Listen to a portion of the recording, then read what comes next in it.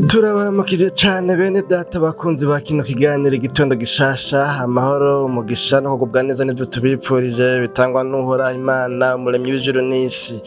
Ni jewe Janvier Imana Irambona nongeye kugaruka kugira ngo dutaramane namwe mu kiganiro igitondo gishasha c'uno musi, nkaba ari jewe nsanzwe ndabatunganiriza kino kiganiro kandi nkaba ari jewe nsanzwe ndakibashikiriza. Nkaba mfise amajambo rero nagomba ko dusangira turabire hamwe abonekana mu gitabo c'amazaburi, za ndirimbo twavuga yuko ari indirimbo Abisirayeli baririmbye mu gihe ca kahise kabo k'ihanga rya Isirayeli. Aya mazaburi zari indirimbo zimwe wasanga zikurikijwe n'umurya canke se zicurarangwa, izindi ugasanga ngo ntibacuraranga bakoma amashi. Hari n'izo wasanga kumbura umwe wese aririmba ku giti ciwe bivanye n'ibihe vy'ubuzima ariko aracamwo, ugasanga ni isengesho rijanye n'umubabaro canke se n'amageragezo canke se intambara, ibihe bigoye ariko aracamwo. Ngomba ko dusangira rero amajambo abonekana muri Zaburi ya 97, hanyuma duca turabira hamwe umurongo umwe, umurongo w'icumi uvuga ngo: yemwe abakunda Uhoraho nimwanke ibibi, azigama ubugingo bw'abakunzi biwe, abarokora mu maboko y'abanyakibi. Imana yacu nihimbazwe. Iri jambo niryo ngomba ko dukuramwo ikiganiro cacu c'uno musi, dushimike kuri iri jambo rivuga ngo yemwe abakunda Uhoraho nimwanke ikibi. Imana yacu nihimbazwe. Uyu muririmbyi w'Izaburi canke w'indirimbo ukurikiranye ubona yuko ariko yadresa ku bantu bose bipretanda kuba abantu bakunda Imana. Turi mu bihugu kumbure abakristu ari benshi, ibice birenga 90 ngira ngo na 5% bose bakitwa n'abakristo, n'abakizwa, n'abemera Kristo, n'abakiriye Yesu Kristo akababera umwami n'umukiza mu bugingo bwabo. Urumva rero n'ibihugu a majorité chrétien canke se ibihugu usanga le christianisme yiganjemwo, ariko mugabo kandi mu by'ukuri kwitwa umukizwa, kwitwa umukristo vyonyene ntibihagije, kuko birashoboka yuko umuntu avyitwa ku izina gusa, ariko mugabo gasanga pratiquement parla uyu muntu ntabishira mu ngiro. Rero nizera yuko kuba twoshishikara guhozako izi mpanuro zo kugira ngo umuntu wese yitwararike, umuntu wese avyiteho, amenye ivyo arimwo, amenye ivyo yagiyemwo, hanyuma ashishikare abigendere. Nizera ko atakibi kirimwo mu ntumbero yo guhanurana, mu ntumbero yo gukeburana. Imana yacu nihimbazwe. Bene data bakunzi ba kino kiganiro igitondo gishasha c'uno musi, rero uyu mwanditsi atubwiye ngo yemwe abakunda Uhoraho mwe, kuko murahari mwitwa ko mukunda Uhoraho. Umviriza, mbafitiye ijambo, mbafitiye message, mbafitiye ubutumwa mbabwira uno musi, ubutumwa mbazaniye, ubutumwa mbafitiye ni ubutumwa buvuga ngo ko mukunda Uhoraho, ko muhora muvuga ko muri abakunzi b'Uhoraho, ko muhora muja gusenga, ko muhora mukora ibikorwa bitandukanye.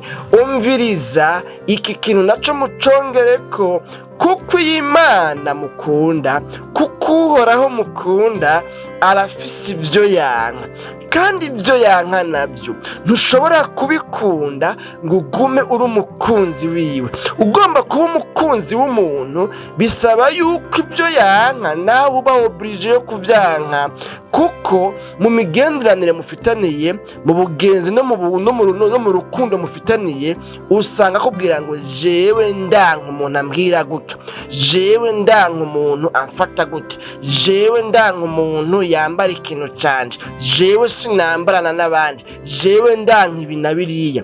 Muri ico gihe rero udashoboye kubikurikiza, bisigura ko uri kurakora ibintu bitamunezereza, adakunda, bitamuhimbara, bidatuma ubugenzi bwanyu buhaguma. Rero uyu muririmbyi atubwiye ngo yemwe abakunda Uhoraho mwese nimwanke ibibi. Duca twumva yuko rero iyo ari condition isabwa, ari ikintu kidasanzwe gitegerezwa kuba ku muntu yitwa ko ari umukunzi w'Uhoraho. Umuntu akunda Imana ntashobora kuvuga ngo ndakunda Imana, ndakorera Imana, ndubaha Imana, ariko agikunda ibibi. Ni ukuvuga yuko rero umuntu asabwa kwanka ibibi kugira ngo bikunde ugukunda Imana kwiwe kugira ijambo, kugira ngo gukunda Imana kwanje kugira agaciro imbere y'Imana.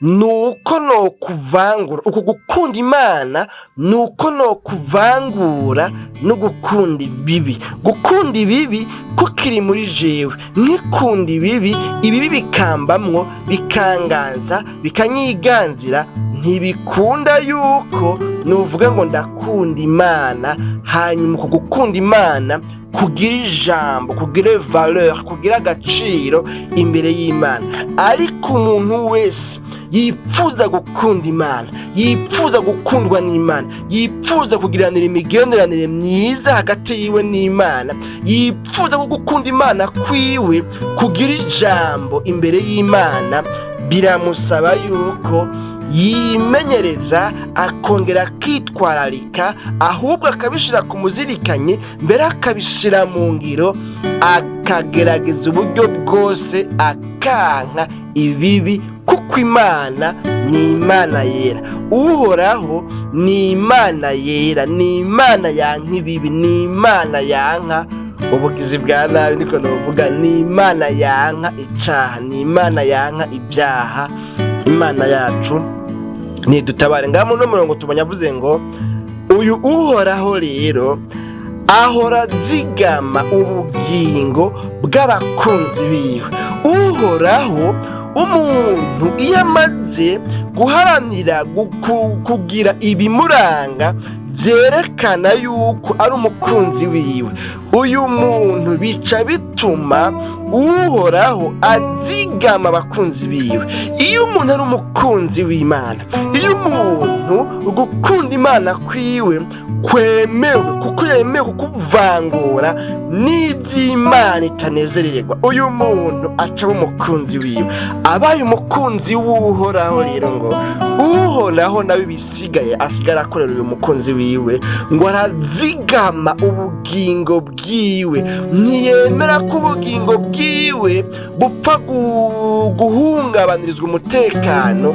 Arafise ukuntu azigama ubugingo bw'abakunzi biwe, naho baba bari mu vyago nka vya bindi Yobu yacamwo, ariko ubugingo bw'abakunzi biwe, naho abantu babona ko umengo hasigaye gato bagapfa bagaherengetera, ariko Uhoraho ubugingo bw'abakunzi biwe aba abufise mu kiganza ciwe, arabuzigama.